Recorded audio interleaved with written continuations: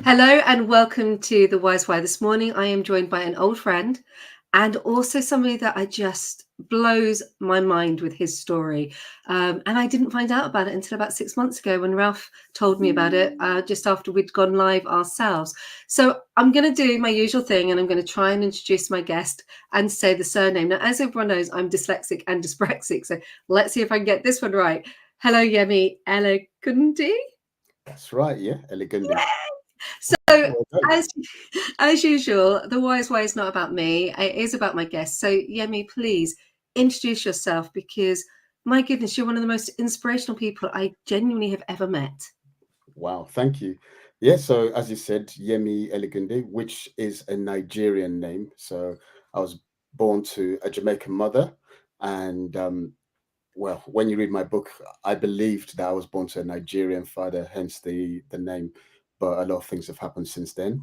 I've worked in. I was born in the UK, but lived quite a portion of my life in Nigeria as a young man from age 7 to 22, and then came back to the UK where I've worked in the IT industry for about 35 years or so.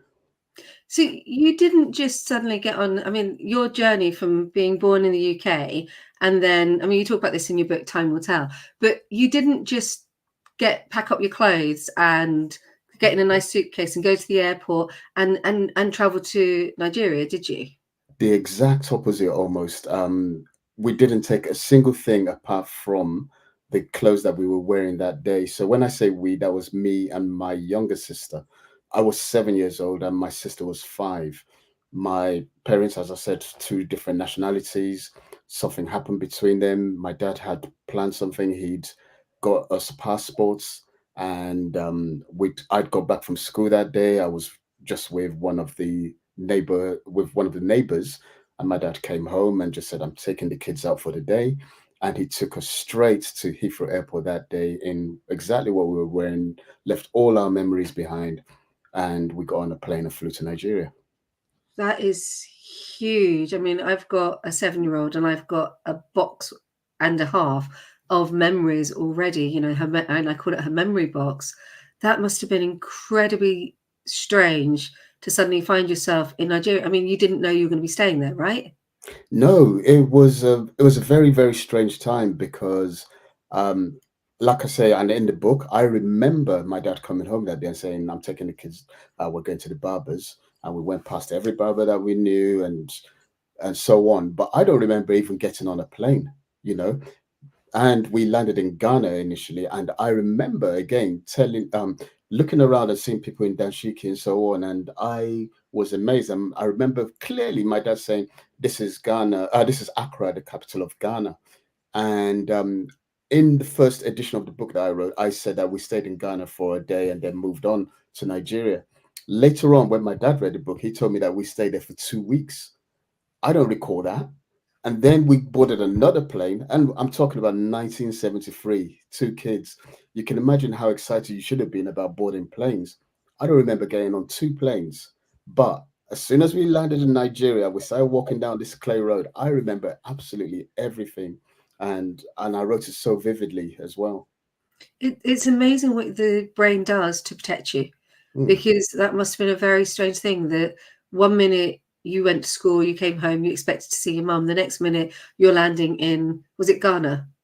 Ghana initially, and then Yeah. Nigeria later. Yeah. I mean, that's just huge. And so I've had some traumatic times in my life, and there are people who don't believe it when I say I don't remember, but I don't.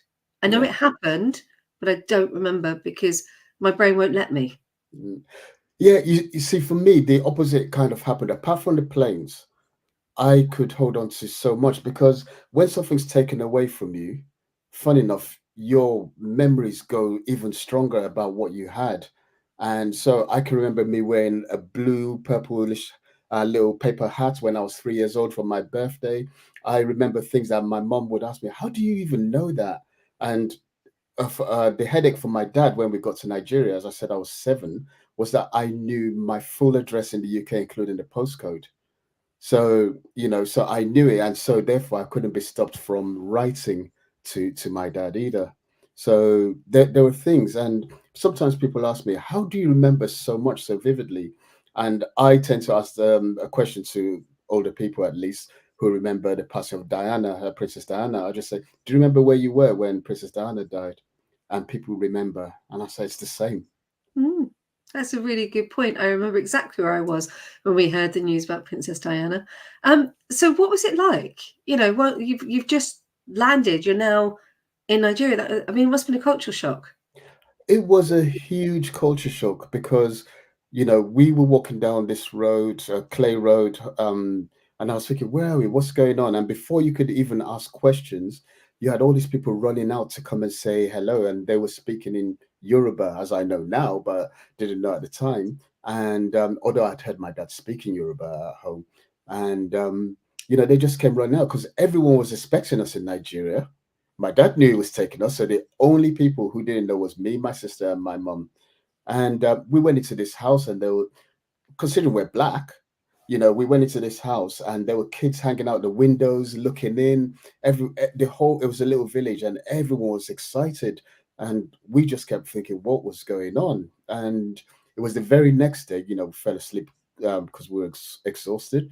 The next day, my dad was writing a letter to my mum, and I asked him, "What are you doing?" And he said, "Oh, what do you want to say to your mum?" And I said, "I just want to go home." And he said, "Well, you're not going home. You're staying here." And it felt like a joke at the time. And then I had Nigerian cousins telling me, "Yeah, you're not going. You're here to stay." And it turned out we stayed there for a total of 14 years, which is one of the longest cases of what is called international parental child abduction. That's just incredible. Are you in contact with your mum now? Yeah, so my mum and I didn't end up having a good relationship because I would write to her for years, while I was in Nigeria. I'd probably write about 6 letters, I'd get one reply. It felt like she blamed us for going with my dad. Obviously, my mum was young. She's 21 years older than me, so she would have been about 28 when we went missing. And she'd come home that day. When I wrote the second edition of Time Will Tell, I'd interviewed both my mom and my dad, and so they'd given me their feedback as to how this all happened, from their points of views. And she'd come home. After a little while, she realized that something was wrong. Then she checked the wardrobes and saw that his clothes were missing, even though all of ours were there. And when she reported to the police, you can imagine the police thought, it's not 24 hours and all of this. And they're in the UK somewhere, but we'd gone, Yeah. and it took a while, maybe until the letters arrived before it was finally confirmed because we were missing children in the UK. So it took a while for it to all be confirmed. But in the meantime, my mom, it's been a difficult relationship. So she's held too many secrets back. She kind of blamed us. I felt like she denies it, but that's how it felt. And we did have one opportunity to come back to the UK, which we came back on a short visit 11 years after we'd gone missing. So I was 18 and stayed with my mum for a month. I actually gave her both mine and my sister's passports in the hope that she wouldn't give them back because she'd want us to stay. And but we had to test her. So the plan was on the final day, I'd ask her, "Mum, we need to go back. Can I have the passports?" Even though I was scared of that because I felt that it might be an insult to her. So a week before, my sister and I kept planning, how do we do this? But lo and behold, my mum said, "Oh, here's your passports, by the way. You need to start planning to go back." And that really, really hurts. So we ended up going back to Nigeria where my dad was excited to see us back because he didn't think we'd be coming back. And I thought, I've been spending 11 years trying to get out of Nigeria, to get away from my dad, but my mother doesn't want me, and my dad is happy to see us back. Wow. The rejection and the pain in that is just wow. Well, most children just like have an argument with their parents and go, and it's you've got to that locked up 18-year-old self. You're Mm, still desperately looking for your mum's approval because there's this big thing about your brain isn't mature until you're 25, and yeah. so you're still such a young person and looking for that. Oh, my heart breaks for you. Yeah, it was then if you look at it from the other perspective as well, we arrived in Nigeria. My dad was the ninth of 10 children. And so he looked up to his oldest brother, the firstborn, as a father figure because he had lost both his parents by the time he was 10. He lost his dad at 9 and his mother at 10. So his brother, who was 19 years older than him, was his father figure. That's the guy who really brought him up. So whatever that man said, my dad also did. And so, we arrived at his house, Uncle Joe, we arrived at his house in Nigeria that night. But in 14 years, the first 11 years or so, we spent boarding school. So we were in boarding schools. And during school holidays, we would spend the time at uncles and aunts. So I'd be at an uncle, my sister would be at an aunt. So we didn't live with my dad, and we went to some boarding schools. So the first 2 or 3 boarding schools, my sister and we went to the same schools. And those were, I remember it, and it used to really trigger me when I explained this, but having written the books, it helped me get over it. But I'll give you one thing, which was I couldn't talk about in the past because it would just bring tears to my eyes. And that was, so we'd have the afternoon siesta at boarding school, and that was the time that Bessie, my sister is, Bessie and I would be split. She'd go to the girls' dormitory, I'd be in the boys' dormitory. And as soon as the bell went to, for wake up, which is an hour later, I can always see, as soon as I came out of the dormitory, my sister would be there just standing, waiting for me to come out. And, and I could always picture her just there lonely. Or if it wasn't her waiting for me, I'd be waiting for her. And people used to tell us that because we only had each other. Mhm. Yeah, there were people who wanted to, we had friends and so on. But the two of us understood the emotions that we were going through, me more than her, because she was obviously only 5 when we were taken. And people used to tell us, you're going to be separated. And we thought, nah, it's impossible. We can never be separated. But of course, when we went to secondary school, we went to different colleges. I was still in boarding school. And that's when we did get separated. That's really tough. So I've got a little bit of insight into this for reasons I won't say live on air, but it's about those moments and how you can be ripped and ripped and ripped. So one of the situations I do know is my sister and I are really tight. And the reason we're tight is at 5 years old, she was knocked over and she disappeared for 10 weeks. She didn't disappear. She was in hospital for 10 weeks. And the injury on her brain was pretty significant, to be honest. And the person who came home, and I talked about this quite a lot, and this one I will share, when she came home from the hospital, she smelt different. Hmm. She wasn't, we were tight as hell, but she smelt different and she wasn't the same. We're still really tight and you'll never get anyone to get between us. Same with my brother, actually. We're really, really tight. Don't try and get between either one of us. But that's because that childhood trauma of my sister was 5, I was 3, my brother was 1. Yeah, one Yeah. and a half. And that, Lisa, when she was learning, she went back to school, went back to a normal school, and she was in a wheelchair and she was having to learn to walk, and she was having epileptic fits, and people were taking the mickey out of her. And I was about 7, and I'd walk into this big group of people, and I would be pushing, shoving them, and I'd be there ready to fight and defend my sister. Don't know if you had similar things. Yeah, so my sister and I, we're both mid 50s now. Well, actually, I'm late 50s now. So my sister's 55 and I'm 2 years older, so without saying my age.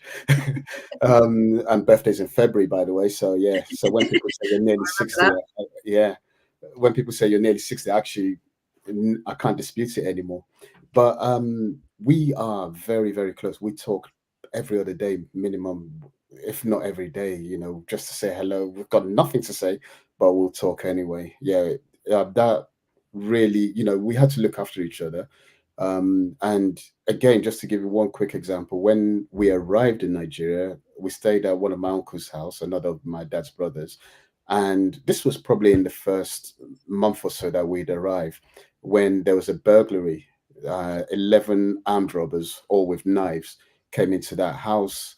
And my dad, I think I wrote it in the book as well. My dad, that day when the burglars came in, he ran out of the house in his underwear and ran out, leaving us behind in the bed. But, my sister and I were still sharing the same bed at that time, because obviously it was a small house. But my uncle, who was there, was busy fighting 11 armed robbers. He got stabbed a few times, but he fought them, injured one or two of them.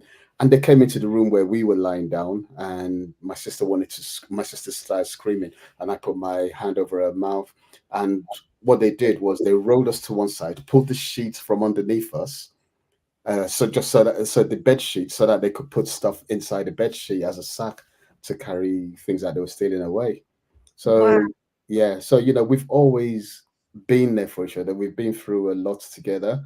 And when I wrote the original Time Will Tell, because it was 30 years of things in my head and that I couldn't let go of, and I wrote it not to be a book. I just wrote it for me because I thought, why is this all in my head? And it turned out that people wanted to read it. But the one person I wanted to authenticate it was my sister. And once she read it, and she just said, "Yeah, she wanted to write her book, but she's more reserved than me. She's not really a public person, and this happens a lot. In cases of abduction, children, you don't really hear from the children. You hear from the parents. Oh, he took my dad. She took my sorry. He took my son, my child. She took my child, and so on. And I should have them. I should have them. But you don't hear of the effect that it has on the child.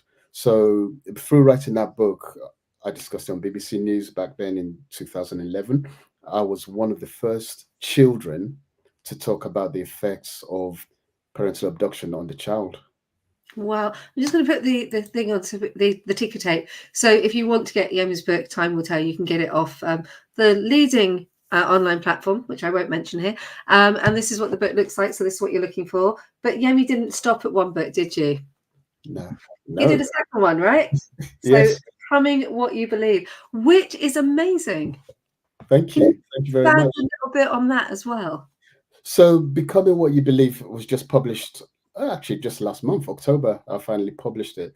But again, there was a lot of things in my head over the years of my career, and things that I've learned. So I have this knack, just like Time Will Tell, of really observing things as they go by and seeing them in a different way. And the same applies. I went to lots of courses, read a lot of books, and experiences, and a lot of things stayed with me. And later on in life, people ask, "Oh, how do I get a car like yours? How do I do this?" And yeah, or you come across as such a nice guy or humble guy, even though you're doing well and so on. So how do I get to do these things? What's my opportunity to get, as Black people in particular, in IT, just like women, you know that the balance is just not right yet. And I'll have Black people asking me, how do I get into IT? How do I become a referee, for example? All those kind of things. And I just felt that I needed to give back. After so many years in the industry, I took a break earlier on this year. I've been off for about 7 months. And that gave me the time to finally look at my phone. And you won't believe the notes that I've written over the years. And I started to write this book called Becoming What You Believe. And the idea of it, even though the title says Becoming What You Believe, is really to avoid becoming what you do not want to become, if that makes sense. You've got some great advice in there. I loved it when I was reading it. And the one bit that obviously jumps out is about leaving a job on a good note. So many people get really, really, they end up hating the company they're working for, and they want to stick two fingers firmly in their faces, and they leave under a black cloud. But leaving with dignity and then not moving to the social channels and absolutely trashing them, I think was a really good bit of advice. And there's other bits of advice in there. If you could cherry pick anything, is there one that just springs to mind right now?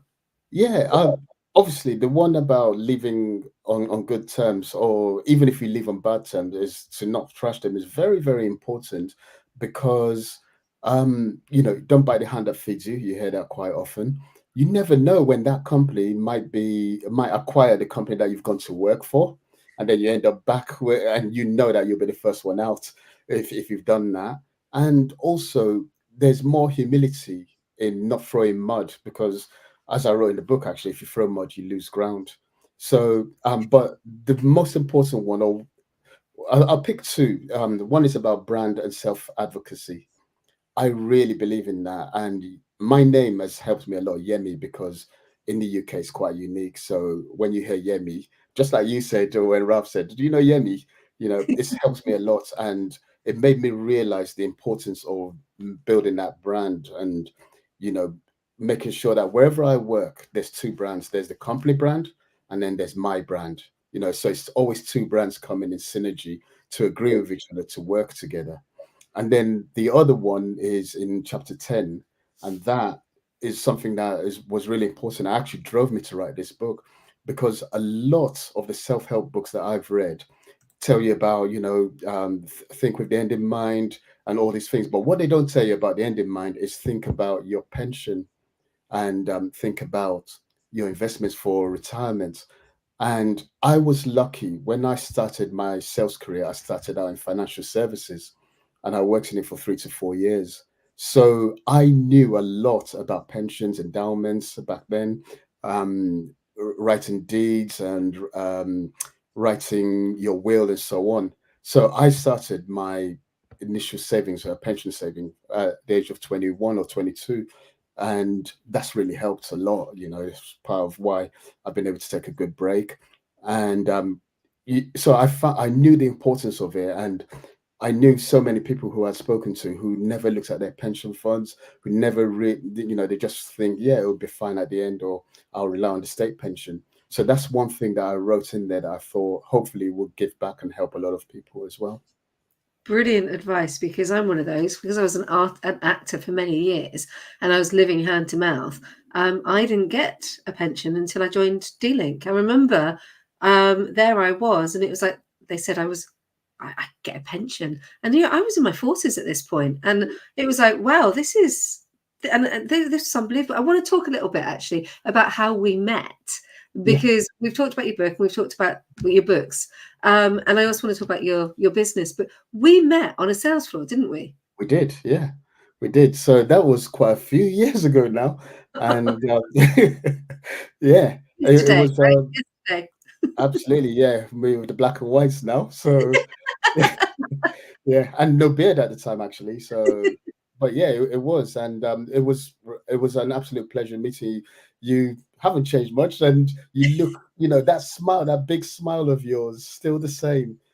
Was Yeah, was I running a spiff day by any chance, which is a you sales promotion were. I think that incentive was day? D-Link, was it? Yeah. Yeah. Was I Yes. Yeah. quiet? No, you were bubbly, very, very bubbly. You were definitely alive. So yeah, I remember And that vividly.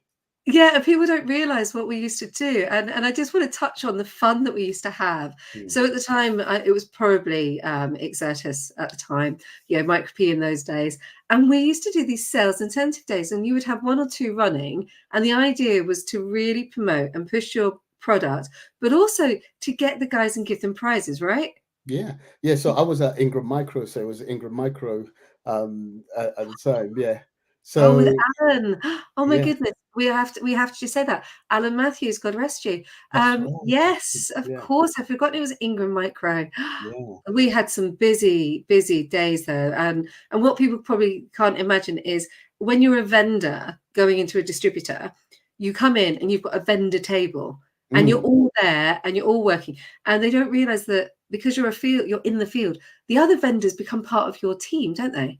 They do, they do. And the other thing is, when you're a vendor and you've got that little desk, sometimes the salespeople at the distributor or the reseller or the VAR, they don't realize the significance and the importance of you traveling. They don't know how far you've traveled, what time you got up. And when you go to speak to this, oh, I'm busy. And, so I used to tell them that, do you think that your company would have asked me to come in here if I couldn't give you something? And do you think that I would have wanted to get up, come in here, travel all the way here, get back home when you're in bed, Yeah. if I didn't have something to offer? And yeah, we worked very, very, very hard and dedicated long, long hours back then as well. And I was at distribution at the time, and I remember listening to you and listening to other vendors who would come in, and it helped me because I was a top salesperson there. But it was because I would give that time to listen to what people had to say. Yeah, of course, I wanted to win some of those incentives and did all right with those, but it was more to learn, and that was my thing because I didn't study IT. I did civil engineering, and again, I wrote that in Becoming What You Believe. I came back to the UK. I did civil engineering. Couldn't get a job in civil engineering. ended up in financial services, which I never studied, but I was very good because I read everything and learned very quickly. But my passion was technology. So I came into IT, and the first thing I did was buy an IT dictionary so I could understand what people were talking about. And so I learned very quickly, and that's always been my thing. And again, I write in Becoming What You Believe, a student, being a student always. Just brilliant. So now you've had your break and you're launching, aren't you? Yes. So I'm going back into the industry that I know very well, IT in particular. So I started a company called TWT Consultancy Services. And TWT, if anyone can figure that out, actually comes from Time Will Tell, because three books I call it TWT 1, 2, and 3. And so the idea of of my business is to collaborate with other companies and offer IT services and so on, solutions, and just my expertise, whether it's helping to do some business development in there, anything like that. So, I'm back in the industry, and then there's two other bows to the business, which is obviously trying to help other people who want to publish their own books. Because the first two books that I did, the first two time tales were published they're self-published, but by companies where I paid thousands of pounds for. The last two books that I've done were 100% Yemi. So they were written by me. The book covers were designed by me, and then the publishing was done by me learning how to use Amazon Kindle publishing tools and getting it done that way. So I try to help other people now who want to tell their story. I can help them write it if they need to, but most of all, I can show them or help them publish it through Amazon Kindle. And then the final thing I do, which I've always done, is mentoring, helping people to achieve whatever they want to try to achieve, whether it's setting up their own business, whether it's just that they want guidance in becoming what they want to become, and so on as well. I love it. Now, we've had a lovely comment come in from Aquino Delati, who I absolutely adore. So lovely to hear about your journey, Yemi. Very inspiring to me, a fellow Nigerian in IT. The Thank you. positivity you share and your amazing ability to connect with people on a people level. You and Akeen have to connect because honestly, you two would be a powerhouse. So this is where the tables get to be turned and you get to ask me a question. Now, I always do panic because I've got no idea what this is going to be. So you get to try and, not try and put me off. I mean, we know each other really well. But you get to ask me a question. So I'm going to stand here and we'll sit here and go, so off you go. Well, so you've spoken a lot about dyslexia and so on. So how did it feel when you really believed that you're going to start your own podcast and your own business, and you're going to have to read a lot, like you've had to at least read parts of my book, for example, especially in those early years when people might not know who KVDB really is, and the fact that podcasts usually I don't most podcasters don't go on for 2 years, and you're celebrating 2 years. Congratulations, by the way. So how did Thank that you. start, and how do you feel about it? So it's a really interesting situation because I'm just about to launch again something that I didn't realize I was going to do. And I think that's I talk about Alice moments quite a lot, and I talk about just my whole life. So it was a big life change in my early 30s, and that taught me to just jump into the deep hole and see where I landed. And so I am very not gung-ho because there is structure in what I'm doing. So the podcast came about because dyslexia means that writing can be a little bit of a challenge. I do blog and I have got loads of really useful blogs on the website, but I've always got a fear. And then there's also a fear that I'm not going to be very good at anything. So I live my life worrying, and I do suffer because I'm naturally an introvert, not an extrovert. So I guess I pushed myself a little bit. So I knew somebody wanted to have a voice on LinkedIn. They couldn't get a voice on LinkedIn. It took me an extra glass of wine and I hit send and I applied and I got it. And then it was like, oh, I need to do it. Now, because the person I am, if I don't throw myself into something 100%, I will absolutely talk myself out of it because I've got the ants that come in, as Joy Foster calls them, the automatic negative thoughts. They come marching in and they will destroy me. So I've learned, because of the dyslexia, because of the way my brain works, that if I don't do it immediately, I won't do it. And that sounds really silly, but I really will talk myself out of it. So a lot of the stuff I'm brave because I have to be. So it was one of those brave moments where I had to be, because I got the permission. So I knew I had to launch it in 2 weeks. Because if I didn't launch it, I wouldn't launch it and it would sit on the shelf. So I launched it without really much of a plan, apart from the name, because I really wanted it to be about wisdom and I wanted it to be about the wise why. And the name was always there. Not that it meant to be. As soon as I got permission, it was like, oh, yeah, the wise why. And it was ridiculous. And the evolution, talking about like your book, has been incredible, because it started off with a beetle. Now it's very branded and it's very nice. But the podcast was my way of kind of pushing out into thought leadership to show what I actually do and telling my story. But I didn't want it to be about me. I don't mind this bit at the end, but that introvert comes out. So when I'm sitting on a call, I'm the one that has to really focus to speak up, which people don't expect. I'm good in my zone, but I'm not comfortable out of my zone. And so that's why I put the question at the end, because otherwise I wasn't going to talk. And it was, right, no, I need to do this. And the 2 years I didn't expect. I thought I'd do 10 episodes maybe. And now this is episode 69, I think. And it's not going to stop, because the more people that I do it every week, the more people go, oh, I really like it. And I go, really? And they go, yeah, because you're really celebrating your guest. And so it's my way of giving back. It's 100% about me saying to people, share your story, because I want to hear it. So I do this way. And then the online course is coming, because I didn't think I was going to launch an online course. In fact, a bit like the podcast, I said I never will. A bit like the YouTube channel, I said I never will. And here I am. So it's really interesting that now these online courses are coming out, because somebody said, oh, I'd really love to be able to do that as an online course. And so I looked at what I got, and now I'm launching 3 courses in a couple of weeks, or by the end of the month, maybe December. And it's like, oh. So I think it comes down to that bravery of, I'm going to jump into the hole, I'm going to see where I land, but I have to react and do it, because if I don't do it, I'm going to talk myself out of it, if that makes sense. It makes sense, and congratulations, by the way. And just like you wouldn't people wouldn't believe it unless people really know me, that I'm an introvert as well. Although I'm very extrovert because I've written books and I'll talk about myself and so on. But I am very introvert as well, because that's how I grew up. When you read Time Will Tell, you'll see I just wanted to be on my own, apart from spending time with my sister. And then the other part about, you making sure you did what you wanted to do, is a lot of what becoming what you believe is all about, is that, making sure that if you dream, the first quote in the book is from Pablo Picasso: anything you dream about is real, and that's the first quote in the book. Quotations are very important to me, by the way. And those are the kind of things. So, but you have to go for it, you have to plan for it, you have to go for it. So well done to you. Oh, And thank you. oh, sorry, can I just quickly say as well that if people want to find out more about me, you could just go onto yemielegunde.com. You'll see plenty of photos about me growing up in Nigeria as well. And you'll find out a lot more information about the books. And if you want a signed copy of any books, you can order them from there as well. Awesome. No, I think it's important. And Akeen's just come back and says time, it comes back to time will tell. And it does.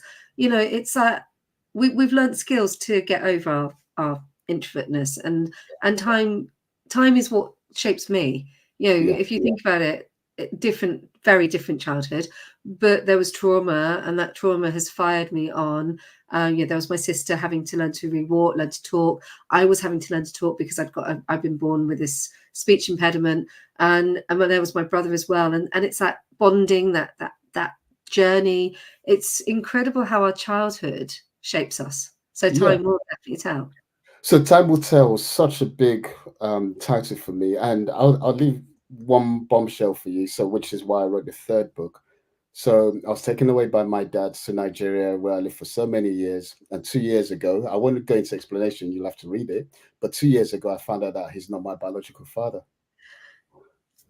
Yeah. I'm going Yeah. to leave it there, because I think it's a great cliffhanger to leave it on. So people go and read Yemi's book, Time Will Tell. It is awesome. And then if you really want to know all about just dreaming and believing and achieving, get his new one, Becoming What You Believe, which is awesome.